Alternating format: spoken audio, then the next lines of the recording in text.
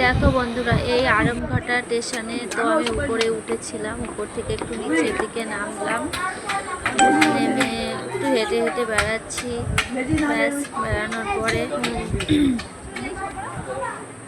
তারপরে মামা শ্বশুর বাড়িতে চলে যাওয়ার জন্য ট্রেন চলে এলো।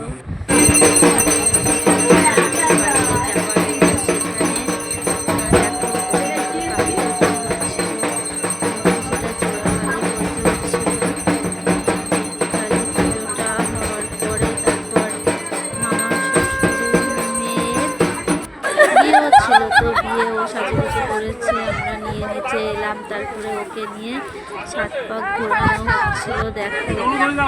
তারপরে এই বিয়ে শুরু হলো।